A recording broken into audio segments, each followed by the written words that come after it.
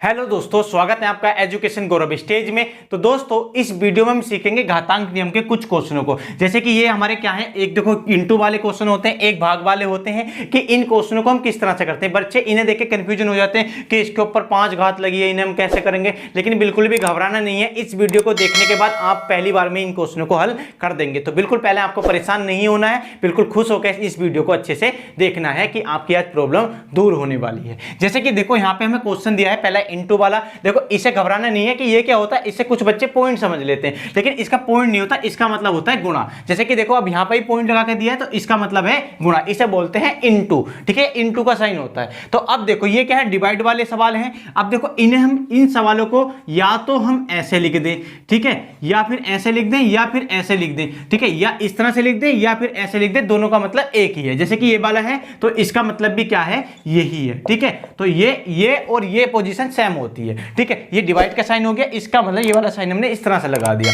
अब देखो ये तो आपको पता ही लग गया गुणा वाला हो गया।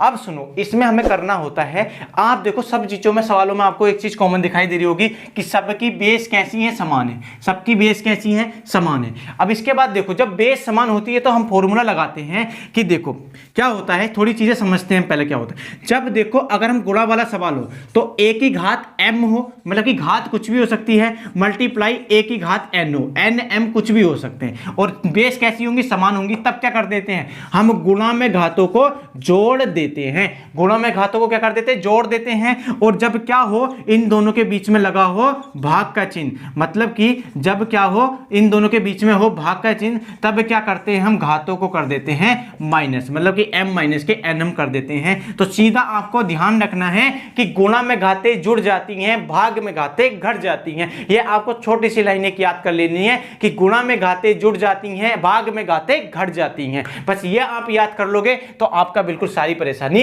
दूर। अब इसके बाद देखो करना क्या होगा, जैसे कि हमारा पहला क्वेश्चन है गुणा वाला। हमें क्या करना है, देखो इस जैसा तो हमें दे रखा है, हमें इस जैसा बनाना है। तो देखो क्या करेंगे, 17 को लिखेंगे एक बार और घातों को कर देंगे, जोड़ देंगे। तो 2 प्लस के कितना हो जाएगा 5, और बराबर कितना होगा, 17 की घात कितनी होगी 7। देखो बिल्कुल आराम से कर दिया, नहीं कर दिया। अब ठीक है, इसी तरह से हम इस वाले सवाल को समझते हैं। पहले क्या होगा, नीचे वाले को लिखेंगे हम, बेस को लिखेंगे एक बार और ऊपर वाले को कर देंगे हम प्लस। ठीक है, घातों को क्या कर देंगे, प्लस कर देंगे। तो 2 की घात कितना हो गया, 12 हो गया, और यही क्या हो गया, इस वाले क्वेश्चन का आंसर हो गया। देखो कितनी आराम से समझ में आ गया कि नहीं आया। अब इसके बाद देखो करना क्या है, अब देखते हैं भाग वाले क्वेश्चन को। तो इसको हम कर लेते हैं क्योंकि हमें तो पता लग गया भाग में हमें घातों को क्या करना है, माइनस करना है। ठीक है, अब इस वाले क्वेश्चन को देखो कैसे करेंगे। जैसे कि 23 वाला है तो 23 को तो लिखेंगे एक बार, 23 को लिखा एक बार और इसकी घातों को कर दिया हमने माइनस। 10 में से 7 को क्या कर दिया, माइनस कर दिया। तो 23 की घात कितनी आ गई हमारे पास, 3 आ गई, और यही हो गया हमारे इस वाले क्वेश्चन का आंसर।